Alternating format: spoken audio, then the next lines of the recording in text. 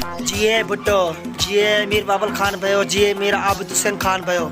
हलो हलो गड़ी खुदा बख्श हलो। शहीद मोहतरमा बेनज़ीर भुट्टो साहब जी वरसी ते 27 तारीख़ शिकारपुर शहर खां रैली कढियो वेंदो ऐं जंहिंमें असांजा MP और MNA गॾु हूंदा। मीर आबिद हुसैन खान भयो और मीर बाबुल खान भयो। सभिनी जियालनि खे दिलि जी गहराइनि सां दावत पेश कयूं था त हलो हलो 27 तारीख़ गड़ी खुदा बख्श हलो।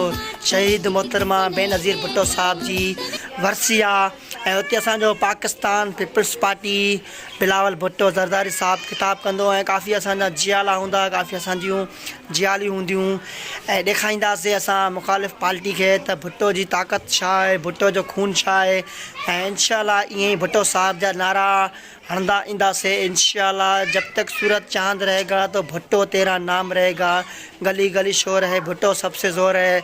बस अचण न विसारदा 27 तारीख़ गड़ी खुदा बख्श में लाड़काने शहर में बिलावल भुट्टो ज़रदारी साहब खे वेलकम चऊं था ऐं पंहिंजे जियालनि खे वेलकम चऊं था। MNA MP जेके पाकिस्तान में हूंदा, पीपल्स पार्टी जा जेके मेंबर आहिनि, सभिनी खे दिलि जी गहराइनि सां दावत पेश कयूं था त हलो हलो गड़ी खुदा बख्श हलो। शहीद मोहतरमा बेनज़ीर भुट्टो साहब जी वरसी ते हलो।